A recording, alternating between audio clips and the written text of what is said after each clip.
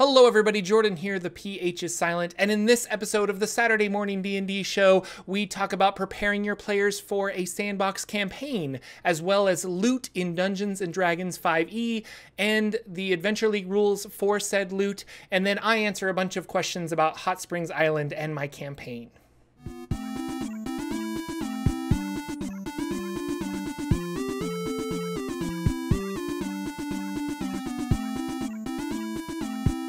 Hello, ladies and gentlemen. Welcome to the Saturday Morning D&D show. My name is Jordan with a silent PH in the middle, and I am joined always by my wonderful co-host, Sir Lucien, over at Sir Lucien Gaming. Say hello, sir. Hello, everybody in chat. We got a bunch of people showing up. I even see a new name or two, so that is good. Yeah, so happy Saturday and happy 3-day weekend to a lot of you. Or, yeah, I guess some of you probably still have to work, or you'll be like me and you're going to do a bunch of yard work on Monday. But yeah, it's exciting. Labor Day, is that what it is? Labor Day weekend. I know my days. Don't judge me. Yeah, and I don't even care why it's a holiday at this point. I just care when I get 3-day weekends. They could just call it the 3-day weekend holiday. And yeah. I don't care. No, it's awesome. Yeah, so I don't think we have any news really to talk about in the Dungeons & Dragons. Waterdeep Dragon Heist is coming out soon. Next Friday for in-stores. For in-stores, yeah. So if you're one of those lucky people that gets it in-stores, or if you're one of those people like me that wait to get it online because it's a little bit cheaper and I'm poor, I do it that way. So yeah, I'm torn because I told him to order the book, and so my game company's going to get it, but I forgot my own rule, which was don't order the book, order it on Roll20, because if I play the game, I get it on Roll20 and you pay like the $49 there. Yeah. And it puts it in so that you can actually host the game, because I don't need the physical book for the adventure sets. I only need the physical book for like the rules, and I totally forgot that. But I might just buy it just because of the artwork and all the stuff that's going to be in yeah, it's fun. It's interesting adventures. Chris Perkins was talking about like how to write a really good adventure, and they were like, write something that's interesting to read, because you are going to have that dungeon master that just curls up with that book late at night and he's flipping through it, and if you can make him chuckle or laugh or read or enjoy what he's reading, that's what sells a good adventure. Not necessarily like the adventure itself being super duper fun. Like if you want to sell a good adventure, because half of the time I feel like dungeon masters buy these like myself, read them like myself, and never run them. Like I have Storm King's Thunder, I have Tomb of Annihilation, I have I was going to say Castle Ravenloft, but Curse of Strahd.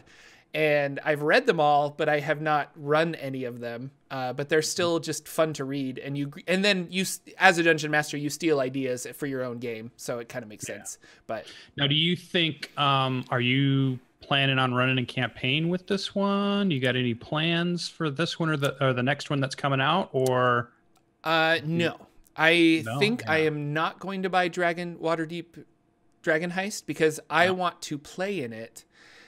So I'm going to try and convince maybe some of my Hot Springs Island D&D players to see if after Hot Springs Island, maybe we want to transition to that, and maybe they want to run it, or I could run it too. But I want to know that I have a group for it before I buy it, I guess, because I feel like I can't sit down. I've been invited to play in a little bit of Tomb of Annihilation, and it's kind of sad because I've read it, so I know the whole thing, and it's kind of like, well, I could jump in and play with you for a couple of things, but I don't know. Like, you lose the magic because you already know what's happening, and you have to pretend that you don't know what's happening. And not that I have every puzzle memorized, because that's not the case at all, but like the overarching story you kind of already know, so the mystery's kind of gone. So I decided that I will allow Dragon Heist to be the game that I potentially play, so we'll see where that goes. But I did that with Tomb of Annihilation because I did and Yawning Portal, because I bought Storm King's Thunder and was running it. So then I felt like, well, if I'm running it, I can't really be a player in it. Or, like you said, you can, but you kind of know the stuff that's going on, so it's kind of a little weird. Yeah. Tales of the Yawning Portal, I read the ones that I knew I was going to run, but I specifically didn't read Sunless Citadel and a couple of the other ones I didn't read because I knew I was like, well, no, I don't want to run those. Like I want to play in them at some point. And I have with Adventure League. Like there's been a couple times where we've ran Sunless Citadel at Adventure League, so it paid off not to read it. So. Well, I definitely think I want to get into the GMing of Adventure League. So I think that's why I'm going to do the Waterdeep, because that's the next season and where it starts. So I'll probably at some point be trying to run it. Of course, you know, within 2 weeks of it dropping, I started the mega campaign. So, yeah, I was like you're busy. The timing wise, so I don't know how all that's going to work. And you know, I'm like, I keep telling everybody I'm buying a house, selling a house, and getting all that stuff. So we got to move and all that stuff. So somehow all that's going to happen. Yeah. Not yet, but it'll happen. But hopefully. Are you planning on running Waterdeep Dragon Heist or the Adventure League adventures tied to Waterdeep Dragon Heist? I want to do the Adventure League adventures that are tied to it, the ones that are specifically built for it, because I want to get the experience of the Adventure League and the Adventure League adventures. Like the one set I watched was when Adam Coble started the Roll20 Adventure League series. They went back to like season 3 or 4, started with the first adventure that had released with that, and they played their characters through that. And they had I thought those were all really fun, concise, maybe 1 or 2 sessions at the most to get through them. And then it would go to the next one and it would go to the next one. They were loosely linked, but not, you know, not terribly linked if they didn't want to do stuff. And so I'm hoping that's how the Dragon Heist ones are as far as the Adventure League adventures, and then run it that way, because we'll probably talk about it a little bit when we talk about Tomb of Annihilation, because I played that this week and had a bunch of like in my notes there, I put there's a bunch of discussion going on because of what that's been generating. But, adventure. So I want to do Dragon Heist Adventure League stuff if I can, and work with maybe my game store to go down and do a couple of nights and see how that goes. I think ours is on a Wednesday night. And I guess I should point out, you can buy all of these on, I think, dmsguild.com. They have all of the Adventure League content that you can buy, and they make for great one-shots because they are designed for like 3 to 4 hours of play, and then loosely connect them so that if you want to just like, I don't know, try out Dungeons and Dragons, like it makes for a great one-shot, get the level 1 adventure and just try it out. My game store has, well, I don't know if they're supposed to do this, but they kind of share them back and forth, because like one person buys them, they make some photocopies so that multiple people can run them. So I flipped through a couple of them and they're just really fun, like adventures. I'd like to, I think it would be interesting to do that, to be like, okay, let's do a level, kind of what I want to do with my Dungeon Crawl Classics game, where you're like, let's run a level 1 Adventure League game, and then the next week will be level 2 and we'll run a level 2 Adventure League game, and just kind of progressively go 3, 4, 5, like every week you level up and try have a new adventure, have a new game set at that level, which would be really fun to do. So rather than like through XP progression and things like that. Yeah, and we'll have to, I'm really interested in all the new rules. And for me, the adventure itself, Waterdeep sounds okay-ish to me. Like I haven't had this huge need to do a big city campaign. Like I haven't been dying like, oh man, where's all these city campaigns, because I just want to be in this Gangs of New York style game and all that, because I would play Blades in the Dark or something like that for probably that similar of a game. But I'm super excited for the mega dungeon, which is the next release, which is in November, of the Dungeon of the Mad Mage, which is basically the mega dungeon underneath Waterdeep, and that I really want to play in. Like I want to be a player in a mega dungeon delving campaign. Like that's so 80s to me. I want to be in that for sure. And to go from 5 to 20, I really am impressed, like with the amount of content that is in there. Or are people going to level? I guess it's going to utilize the new leveling rules that Adventure League has, so maybe leveling up will be easier, and it'll still be like Tomb of Annihilation. You go from what, 1 to 15? No, 1 to like 11. Yeah, I think it's I think it says 10 plus, but yeah, probably 11 or 12. 11 or 12. And that's like a year-long campaign if you play every week usually. So I'm wondering, like, going from 5 to 20, I'm just like, is this going to be a 2-year dungeon? Like, or are they going to level you up a little faster? But I thought Perkins might have said there might be 27 levels to that dungeon, or there's something like that. He was talking about there's this level on 14, and then there's level 17, which is this whole thing. And I'm just like, they're going to give us a book that has 20-ish levels of full-on dungeon delving. And he said it's not even every single level. These are the most prominent levels. And there's still room for GMs to put in wherever, if you want to fine-tune a level yourself or something and put it in, or you have some ideas, there's room for that all over. So the underneath Waterdeep apparently is just massive. And I'm just thinking, I want to run a character through that. I want a nice, strong story character to go through that whole thing. That'd be super cool. I wonder what kind of crazy map they're going to give us, because the previous Undermountain campaigns for like 3.5 and stuff came with really cool maps. Yeah, Dyson Logos is the one that's doing the maps. If you see him on Twitter quite a bit, he does really cool hand-drawn maps. And I heard them talking about it at a podcast, or it was either the Dragon Plus show or the other one. And they were talking about all his maps that they were working with him to do. So that was really cool. And like they were talking about the artwork, and they were showing off how they would show people like the townsfolk of Waterdeep. So you didn't just get adventurer portraits, you also got townsfolk or the kids that are running around, or there's all this stuff going on to give you this idea of you're in a city. So, and they said it's very interesting. Like they have double-decker drawn carriages or something similar to like a double-decker bus from London in some ways. So it's a very metropolitan, very advanced kind of town, and this is, I think, the first time we're really going to see that in the artwork too. So that's going to be super cool to have that. So it's exciting. Next week I'll pick up my book, and by next Saturday I'll be able to flip through it. We'll be able to maybe even put a few tidbits in there, show off some art or something, or just have people ask questions. I'll probably have read through it by then, and it'll be fun. And then November we'll get the other one, and then hopefully eventually I want Ravnica too, because I want to play in Ravnica, and I know you want to do Eberron, because Eberron's out. Are you going to do something with Eberron, or? Game wise, probably not. I don't know. I'm reading the lore right now. I picked up not only Wayfinder's Guide to Eberron, but like the Adventurer's Guide to Eberron and the Eberron campaign setting from 3.5 and 4th edition. And I've been reading through them just for like lore videos and stuff and having a good time. And I'm really enjoying Eberron. Some of my players are really excited about Eberron and would like me to run a game in it, but like it's just getting to the point where it's too many games.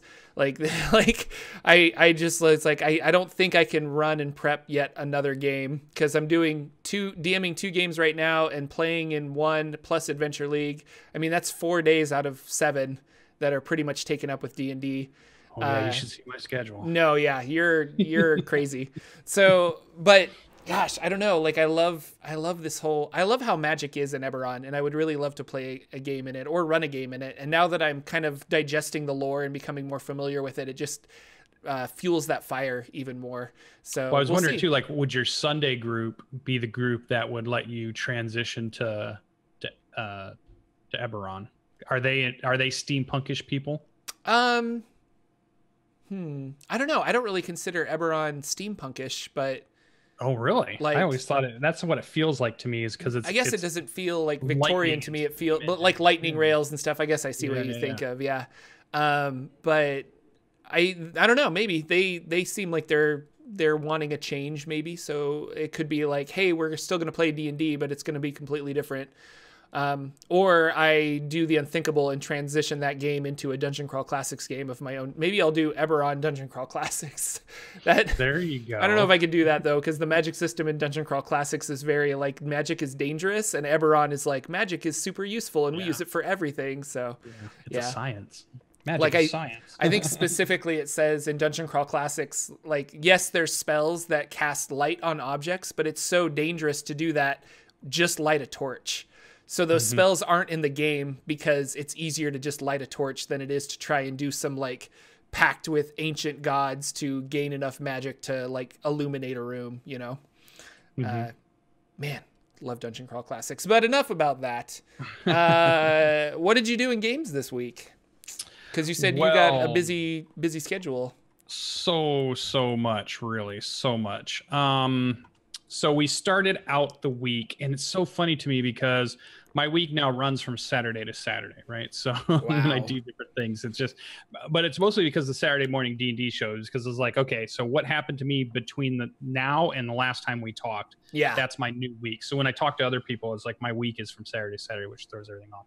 But so Sunday worked out. Normally I have a tabletop game that I play sitting at a table, but last Sunday, several of them were out of town, so they called it off, and I thought, whew, I got to get ready for this big week of gaming anyways. So I used that to prep the upcoming week, which really was my Monday night crew. They went through my Seeking Revenar.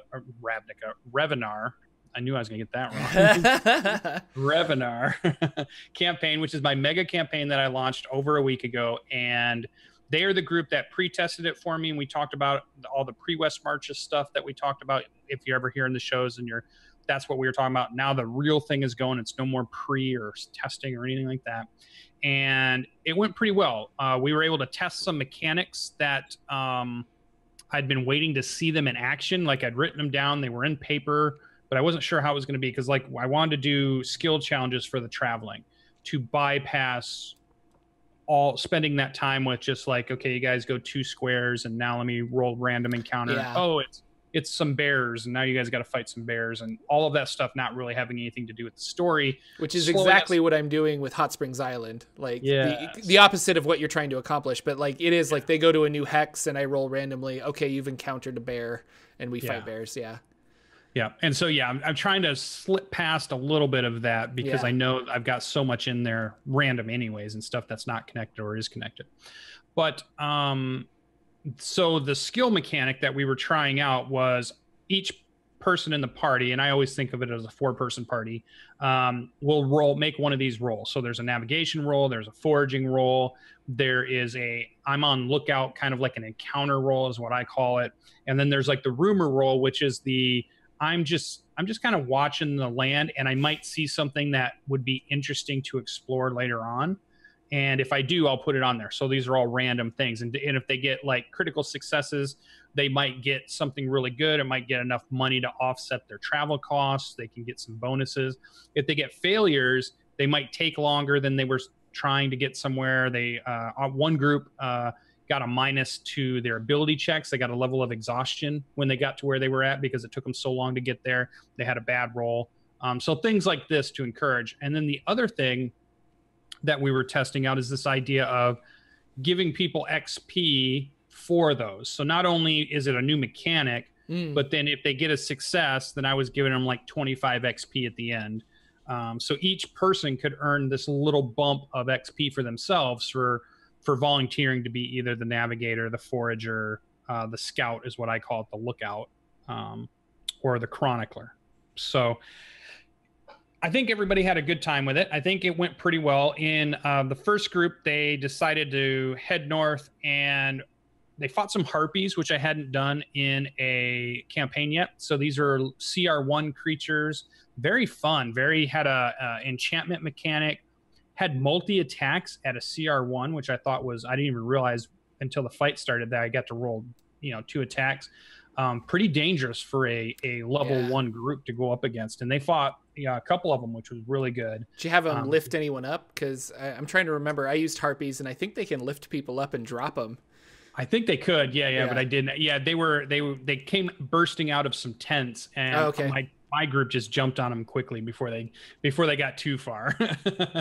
So, but it was cool because a couple of the players failed their enchantment, which was you just try to get closer to the harpies because they're singing the song, and their turn would just go by and they couldn't do anything, and they wouldn't make that roll at the end. You always get a roll at the end of your turn again to see if you can break the spell.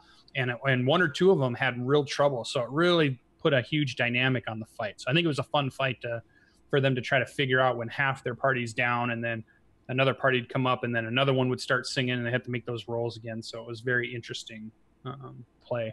So I liked that. I liked their mechanic. And then I think they had fun. I think they enjoyed the whole thing. We got 1 whole session done in 1 night, which was good. We didn't end a session midway through and have to pick it back up the next week. So they're back at town, which is cool.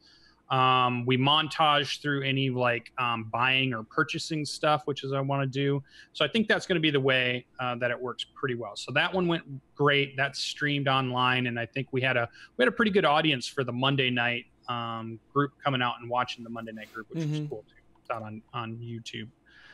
And then we did Tuesday. I played Tomb of Annihilation. We were at the city of Omu at this point. I won't do any spoilers for any of those that are playing it, but we did fight a big T-Rex, one that has feathers. Some of you, if you've read the module, you might know something about that.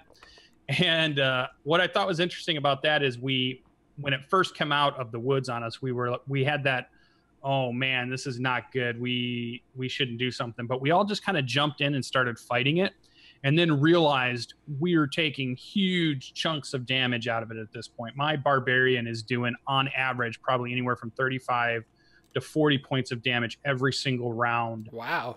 What level are you guys? Yeah, we're level 5. Okay. Yeah, and it's just the amount of power that a 5th level group can put out in a round against something, even if it's one thing that's big, and it has one big. Now it hit me, and it hit me hard, but I'm a barbarian, so I was able to take the first hit, and now it's like, 5 or 6 characters beating on that thing, and then rolled the hit, and I think it missed on its next hit, and now it's 5 or 6 characters beating on that thing. So there's always this weird action economy. Yeah, it's always this weird thing about things don't seem as tough if it's just one of them. They always seem much more dire if there's a bunch of them, type thing. So the cool thing I liked about that is the GM himself, the DM, Anarisis, he, at a certain point, it was clear we were whooping on this thing and we were going to beat it. And it had this ability to get away, kind of like a get out of jail free card kind of ability. And so he used it and started running away. And we didn't give chase because we wanted to go into the city. But at the end of the session, what I liked about it, because we're playing the Adventure League kind of rules, we still got the XP for that encounter, even though we didn't actually kill it. And I thought his reasoning was pretty good, because he said, even if you guys meet it again, it's still going to be that tough. It's still going to be, dice rolls go wrong one way. Like if he bites on one of the other characters in that first round, they go down. Like I can take it, but one of the other characters goes down, and that's a whole different fight once one of the players goes down, right? So I was like, yeah, that's a good way to think about, you don't have to kill everything to get the XP. You can fight something, and if they run away from you, you can still award the XP for them, because even if they're going to meet them 2 weeks down the road, it's still going to be a fight. It's still going to be its own challenging encounter, and the XP are meant for the encounter, not like the creature itself. It's not like a video game where it's like the corpse is what gives you the XP. It's just the encounter gives you the XP. And sometimes I wouldn't say I forget it, but I like to be reminded of that it's the battle that happens is the XP is what's worse. So that was pretty cool. We also fought some NPC UNT, and oh my god, they were super tough. I laid into one, and again, my barbarian's doing a ton of damage, and I laid into one for 3 rounds, and it didn't go down. And I started thinking, and there was like 5 of them in there, and I'm like, I haven't even gotten one down yet. This is starting to look dire. Right? Yeah. But we finally turned it around. Like when there were 5 of them, everything's looking bad. Everybody's getting hit hard. The poisons are coming in. You can't really stop poison damage. It's just racking up on our characters. And then finally we get the one down. And it's like 5 on 4 or 6 on 4 at that point, and that's when the avalanche starts. And then we just start walking through them like they're water. But that they had the same action economy that we did, and it looked pretty dicey for a while there. And we did lose one of our NPCs. Artist Simber has passed away in our campaign world. So for some of you, if you've read it, you might know there's a character in there named Artist. We have lost artists. We seem to lose NPCs quite often. So I think that was interesting. So that's an interesting, fun thing. We had to talk about XP. We also had to have the talk because if a character dies that's an NPC, a lot of times they're running around with cool items, right? Yeah. And they've been using them in encounters, but eventually you can't really necessarily pick that stuff up. That's not something you can add to your character. So we had to go back and look at that. And that was true because in the thing, we were looking at magic item might drop off that character. And then we had to go look at the rules to say, no, that's not what actually happens for the Adventure League rules. So it feels like we're all level 5. I'm 85 XP from level 6 at this point. I keep getting super close on these sessions. None of us have a single magic item yet. So I know in the Adventure League, like one shots that we were talking about earlier, everything drops at least one magic item. So if you get this item or this adventure, you run it, there's a magic item that will go to one person at the table. And I'm not sure about Tomb of Annihilation because it's been a while since I've read it, but you should like, what rules are you talking about, I guess? Because if a magic item drops, it should go to somebody. But there's not necessarily a bunch of +1 weapons lying around, I guess. But what are you specifically talking about? Yeah. See, here's where the confusion comes in, I think, because what we are doing is we are playing Adventure League rules, but I believe he's playing Tomb of Annihilation, the module, as the module. They're not right. So there should be magic items in there, and I'm pretty sure there are.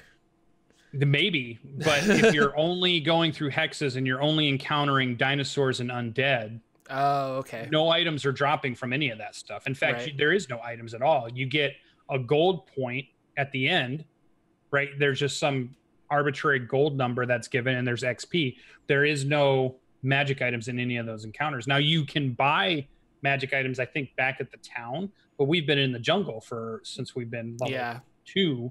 And we're heading down and doing stuff. So it's this really weird thing. And we're not allowed to take the magic items from the NPCs. And in fact, as an example, why not? Really? Like, yeah, this might be a spoiler, but we went and looked it up. So like Artist Cimber himself has the Ring of Winter. Yeah. That's a big thing. It says in there that if any of the characters take the Ring of Winter for Adventure League, that character can have it, but they immediately retire. That's a written rule in there that if you get or you steal it or you take it from Artist Cimber, then that character gets retired. So because they can't have that in the Adventure League, you can't show up with 3 characters that all have Ring of Winters. Gotcha. They can't do it because it's a plot item more than it's a magic item, and okay. So there's story item magic items that these characters will have, and you can't have those. So, but that's the magic items they have. They're not necessarily carrying other arbitrary +1 swords that just fall out. They have their story items, so you don't necessarily get that. So I think this is one of the things that's going to the new season's addressing, really, is this idea that you're gaining points and you can spend those points on the things you want versus waiting for the random chart god or the adventure to drop something that's actually useful for you. Are you guys gonna update into the new rules? Because come September 1st, I guess it's come today. Yeah, and I think you have to convert your character in some way, and there's all those kinds of things. So it's interesting. I realize the danger of what they're trying to do. They're trying to allow somebody to take their character, go to another game on Wednesday night, because they just played on Monday night, and that character on Wednesday night that jumps into a group and plays again doesn't disrupt the game in some way, because on Monday somebody was throwing out 10 magic items, but on Wednesday didn't put out any magic items. And then he joins a group and they're like, oh, well, I use my wand of fireballs and I use I have the armor of invulnerability. And then the other characters are like, what? We have like wooden swords. What are you talking about? So I get the problem. I don't know if the solutions are right yet, and I don't know if they're perfect. Obviously, they're changing them because they don't think they're quite right. And I don't know if it can be fixed. I don't know if there's a great way to try to run a narrative story where a character can jump from story arc to story arc to story arc without disrupting it in some way by the equipment you gave. It'd be an example of your characters in your Sunday group coming over and jumping into my Storm King Thunder group, because I'm playing it pretty straight and narrow. So, and they've complained about, even in Storm King Thunder, there's not a lot of magic items to get. They've gotten some utility items like potions here or there. They've gotten 1 or 2 okay items, but like you said, there's not a +1 sword to be found anywhere this far, and they're 6 levels. So if your characters had come in with the cool weapons you'd given your Sunday crew, that'd blow up my game in an instant. Hot Springs Island has like over 300, maybe 400 magic items, but there's no rules about when you dish them out. So I've had a hard time of like, okay, they fought a bunch of salamanders. Should I roll on the salamander treasure table? Should I do this? So usually when they go looking for stuff, I kind of like turn around and I'm like, okay, they're actively looking for something. We'll throw them a bone and see if they roll high enough to find something. But you want magic items, play that campaign. Yeah, and that's kind of one of the things that I'm starting to think about I love 5th edition. I've been a big cheerleader for it. I've been a big proponent for it. It's the one that if somebody wants to say they want to play Dungeons and Dragons, I don't say, hey, let me go get my 4th edition books or let me go get my 3rd edition books because I like these systems better and 5th isn't. I like 5th. I really like it, the whole stuff. But I'm starting to not like the low amount of magic items, because one of the things that I think was super cool in Dungeons and Dragons is when you do finally get that sword that does something, or that wand that does something, or that staff that does something, or that cool armor, or that cool shield. Those are all cool things. Like when you got the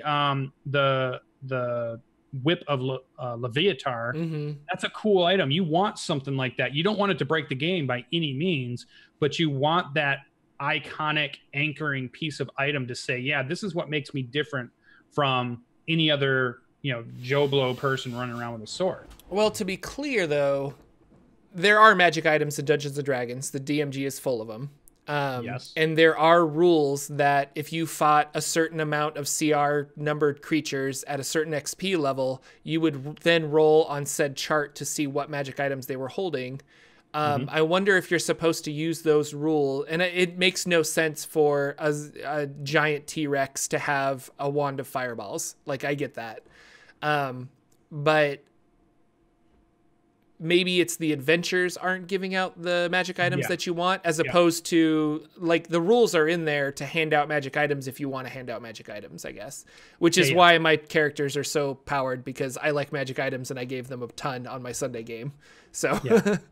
Well, and what I'm also referring to is, you're right. That's the first big point I was trying to make on the whole thing, is I think the adventures are light on handing out magic items anyways. And I think if you go and find a Tomb of Annihilation list of magic items that are in the entire module, it's not a big list of things.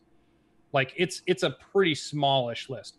But the second point for saying 5th edition's a little light is because you can tell, and I've heard him say it, and now I actually see it in the mechanics.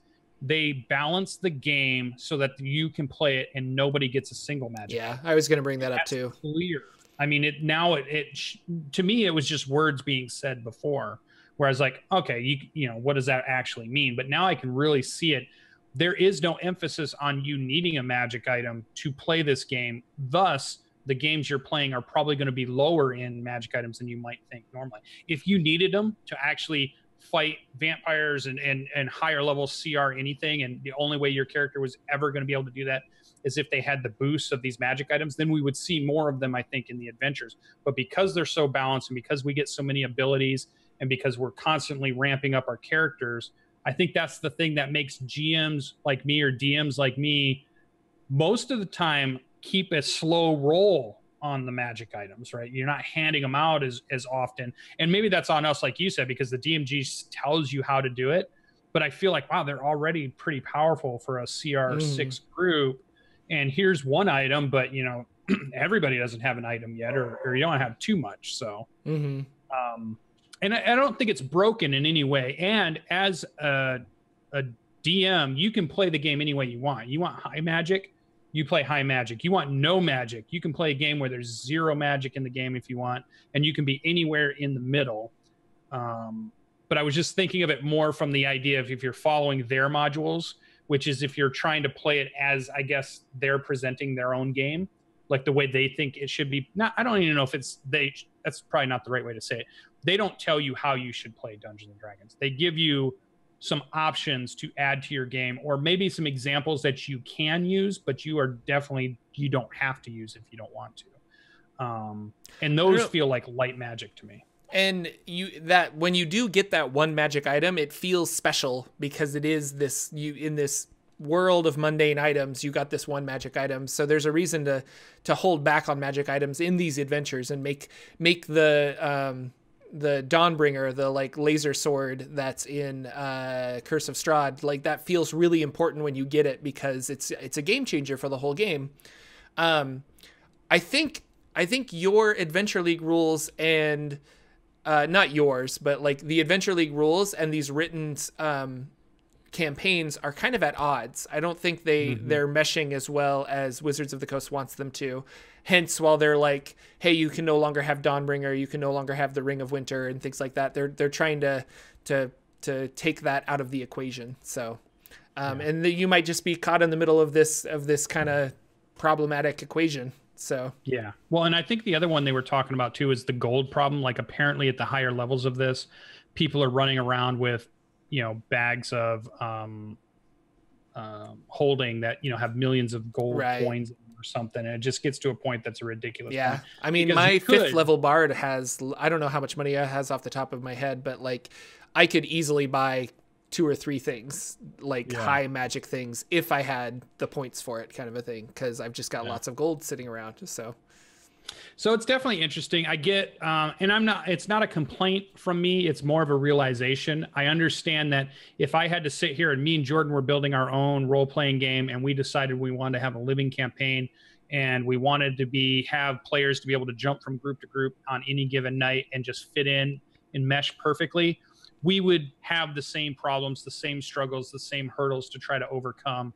And I get it. It's not there's no just easy fix for most of these, because there's always a way somebody's going to break it. Players are going to play the game, right? They're going to play those rules to the hilt, and somebody's going to find some loophole or something you didn't say and use it to their advantage, which they should. They're the player. It's a game. Some are playing it to win in some ways, and Adventure League can be played in that kind of mindset, which is kind of anathema for a lot of people. Like if you say, I play Dungeons and Dragons to win, that's kind of like whoa, what are you talking about? You're supposed to play Dungeons and Dragons for a cool story and having fun with your friends. You can't play to win, but that's not true. You can play Dungeons and Dragons to win too if you want. You just gotta, so it's just a different way to do it. I always just keep thinking of war games where he's like, the only way to win is to not play. Yeah, there you go. So that was, so Adventure League, obviously we had a lot of discussion and it generated a lot of thought on my side about how running living adventures would be. And it kind of ties in a little bit with my own mega campaign, because I also have tried to create a way that people can drop in and drop out, reform parties every single week if they wanted to, get different people in. And how's that going to work with them bringing in the items and doing the different things and level disparity? Like one guy's a level 5 and the other person's a level 2. Is that going to be fine? Is there going to be a problem with that? How do I, whatever. So it's good to think about those things if you're going to be running a game like that.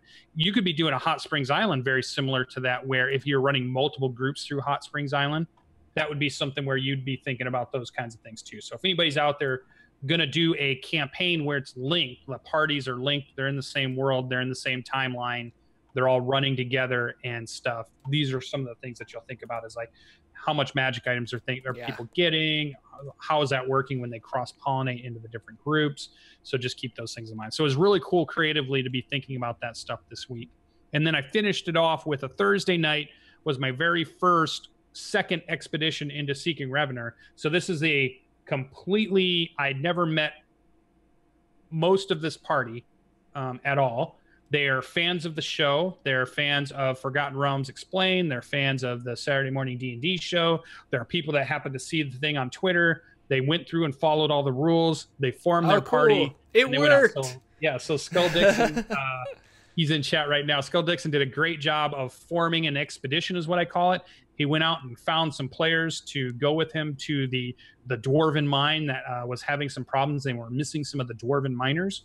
And they had this really fun, cool adventure where they went out. Wait, so the young dwarves or the dwarven miners? Right, there you go. There you go, the pun. The ER, not the OR. Oh. So he did, and what it was for me, triumphantly, it was a fun adventure. They had fun. But for me, it was, this works when it's not just your normal group that's playing at the table. Like, a lot of times you could do something, and if it's all your friends at the table, it's going to kind of work anyways, because none of them are ever going to say, Jordan, your last Sunday game really sucked. You need to really step it up or something like that, right? Because they're your friends. They're there to have fun. Yeah. And if you say, did you like the game? They're probably like, yeah, the game's good. It's pretty good. They never really, but if it's going to fall apart, it's going to be when it's with strangers that are like, whoa, dude, this isn't Dungeons and Dragons. What are you doing? Where'd the spaceships come from? And why'd they have lasers? So if you just break it completely, a stranger. Laser raptors. Yeah, they're going to call you on it. So for me, it was vindication that so far the system's working. They did their skill challenges. They failed one critically, but then they succeeded on the other 3, which helped them offset their travel costs, gave them some bonuses and boons, and they got 1 minus off of it, which felt really cool and good. They fought some, I don't know how to pronounce it, but you might know this, the Chitines or the Chitins, Chitines. They're the 4-armed hybrid spider human creatures that Lolth created, just like the Drow. And she, I know it's like chitinous plating, so I wonder if it's chitin. Chitines, yeah, because there's an E at the end, so I didn't know if it was maybe it's just chitins. Maybe it is just chitins, and you don't say the E at all. So maybe it's the chitins. But I am notoriously awful at pronunciations. Just read any comment on any video that I've ever made. Yeah, Indoor Adventure is saying chitins. He's going with that. I think that's probably right. You're probably right there. So they fought some of that. They found out, which was really cool in this world, and it's not really a spoiler because this is the cool thing too. They have this opportunity to go back to the inn and brag about their adventure. And what I wanted to do is put a mechanic in that allowed them to do that, but also encourage them to do that.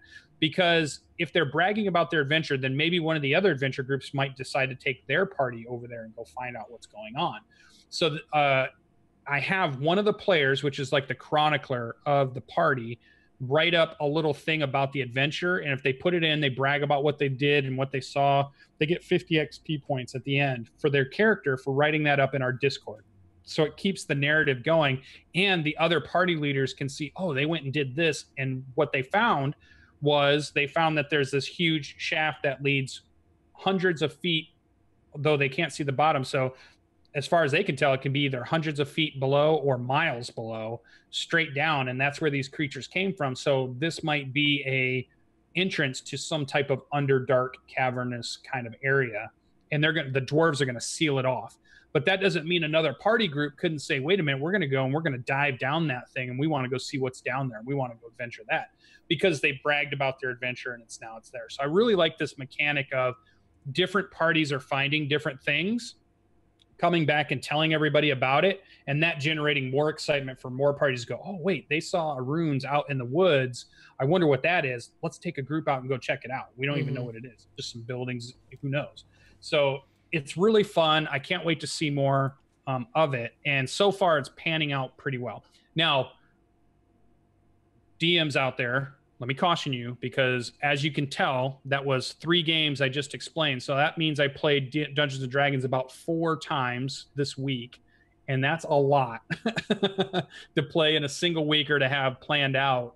So be careful about scheduling yourself, and be careful about your burnout ratio to creativity and how much you're willing to take on, because it's obvious that you can quickly let this get out of hand, and I probably will. And I'll apologize to everybody now because it's probably going to happen, but I'm so excited to keep it going that I want to see what happens when another group does it and what happens when another group does it. And it was fun meeting these new people. I mean, I met 3 new players. One of them was a friend of mine, and he just happened to volunteer for Skull's expeditions. They didn't know each other at all, but I knew Brian, and he's in it, and he was having fun. And then the other 3 were brand new people. So I got to play with Skull Dixon. I got to play with I don't see if they're seeing there in chat at the moment. Maybe Skull can type their names in for me, as I'm forgetting them off the top of my head. But we had some really good players. It was cool to get them on camera. They had their microphones up. They sent me character art. They played their characters pretty well. They role played pretty fun. They got together pretty well as a group. They rolled with all the things that were going on. It was just a fun group of people I'd never played with, which is the other benefit of running something like this, is that increasing your player pool or increasing your community that you in your hobby that you're interacting with. You're not just, this isn't just me and my friends or me and a couple of friends hobby. This is me and a whole community of people out there that you get to play with, which I think is super cool. So yeah, that was my absolute busy week. And I almost thought, well, we're having a holiday weekend, maybe I should host some more games this weekend. But I thought, you know what? Let's slow it down. Let's let this go. Let's see how this happens. Yeah. But I'll put those up on YouTube. They're already on Twitch. If you want to watch them, you can go to the VODs, and they should be up on YouTube over probably this weekend. I'll get them up. And if you want to check in, and it's okay if you're going to play in the adventures, and don't think that, oh, I can't watch what they did because I'll know what happens. That's the point of them bragging at the end. It's okay for you to know what another group did, because even if you go there, your experience is going to be slightly different, or your experience is going to be going there after the ramifications of what they did. So even if you go back to the same exact spot, it doesn't matter that you know they fought those things. Who knows what you're going to meet when you get there? There's a whole underlying storyline going on, and I just keep moving it along as we go. So, and it's not even random. It's not like I'm randomly rolling. It's selected story stuff going on that happens even if you go back to somewhere somebody else went. Mm-hmm. So that was my week in Dungeons & Dragons, full of D&D 5e, mega campaign, Tomb of Annihilation. Can't wait to play some other stuff. I still want to play some other games, just haven't got to it yet. Now I'm ready for a big 3-day weekend. I'll probably play some computer games just to give myself a little rest. Yeah. Get ready for our Monday night game. How about Jordan's week in role-playing games? Well, I played some Hot Springs Island, and I played some Court of Worms over on Saber Dice. So that was my two things. But somebody on Reddit, so our show has been in this Reddit thread for Hot Springs Island.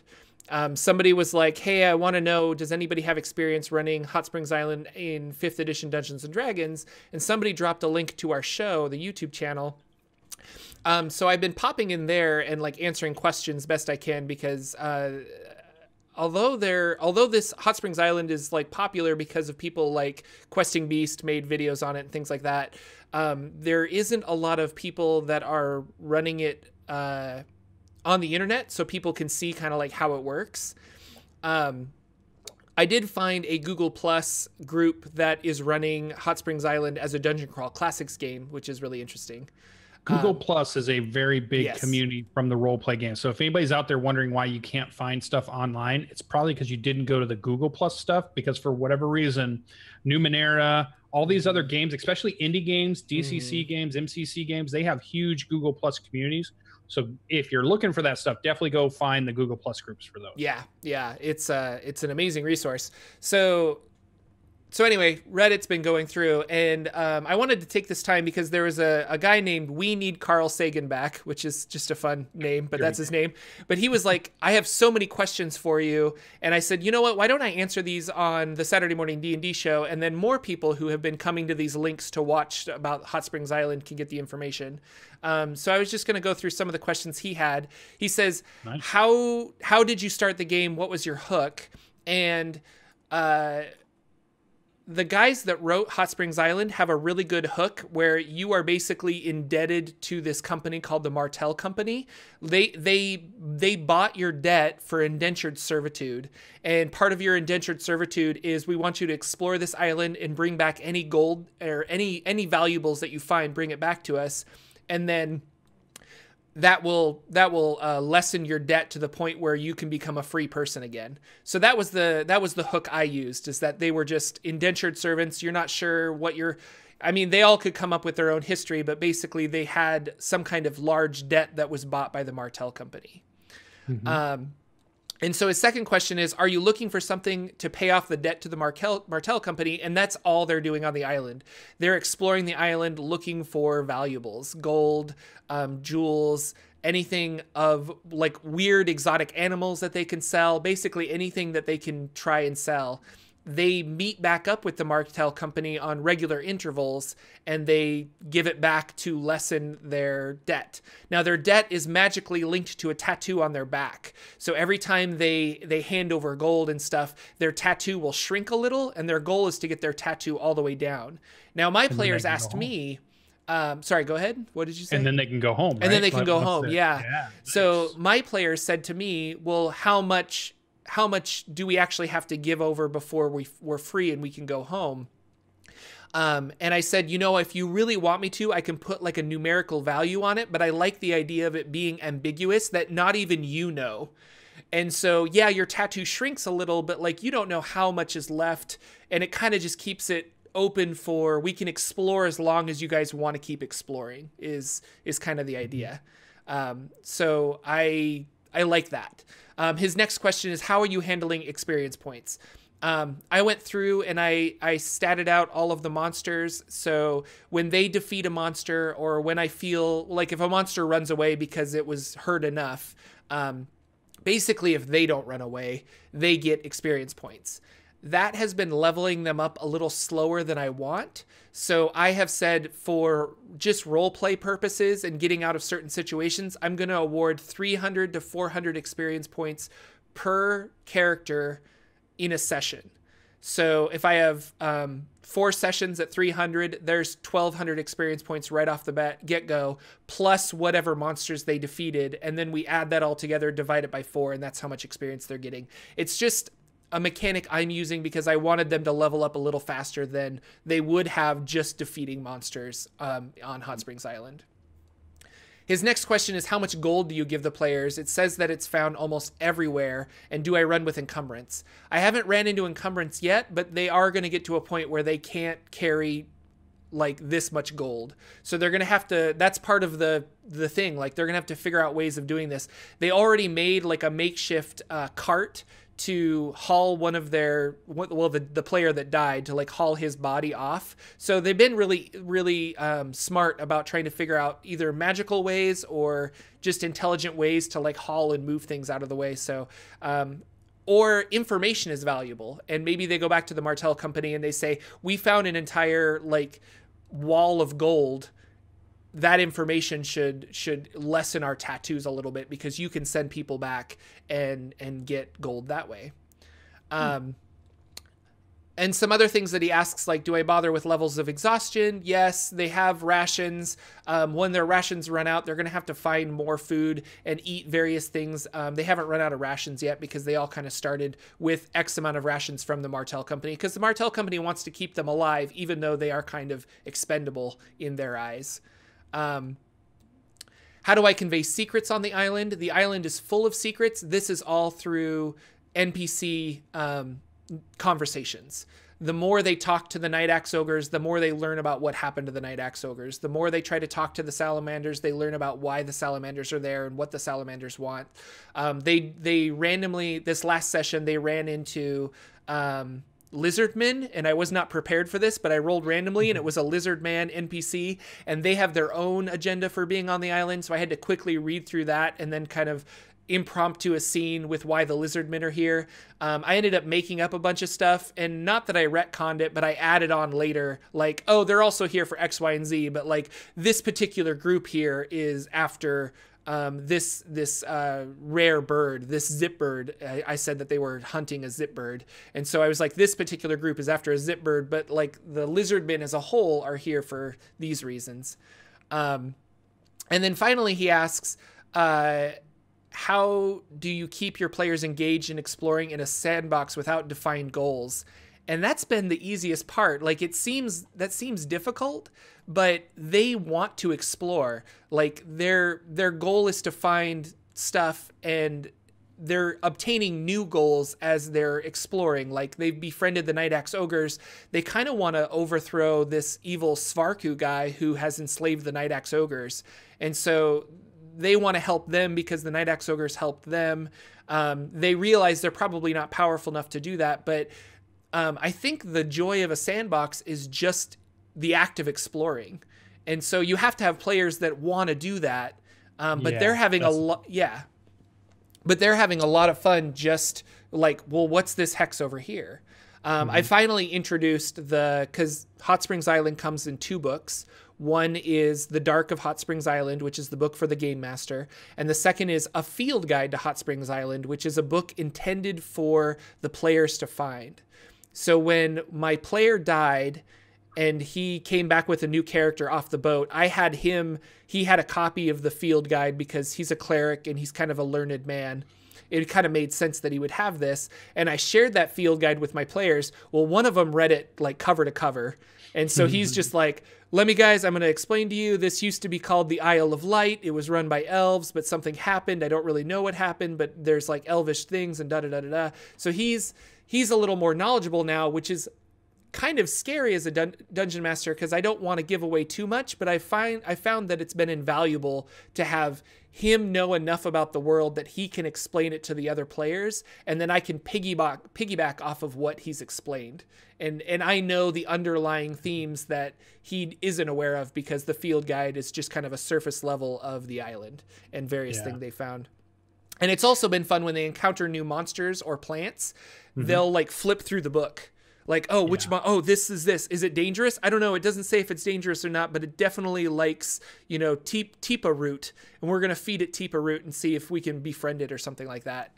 And I just made that up, but it's fun. Yeah, in Tomb Annihilation, you can buy Volo's guide. So Volo actually wrote a guide, and one of our characters saved up the 50 gold to buy it. And it's been invaluable as we come across other creatures to say, oh, after we defeat them or after we see them, let's open Volo's guide and figure out what they are, to get a little information about them. And so that's been really cool. I like that idea, and I want to put that into more of my games where they have these sources of information that are already kind of written out for them to understand those kinds of things. And I think that's a pretty cool way to add in some of that world building and get in some of that narrative, which is really fun and cool. And I think you hit the nail on the head, because we had this big discussion this week too about how I messed up my Storm King's Thunder campaign a little bit, and I realized one of the things I did was, this talks about what your players want to do, right? So with yours, you had this party, and how did you present the game to them before they decided to play in it?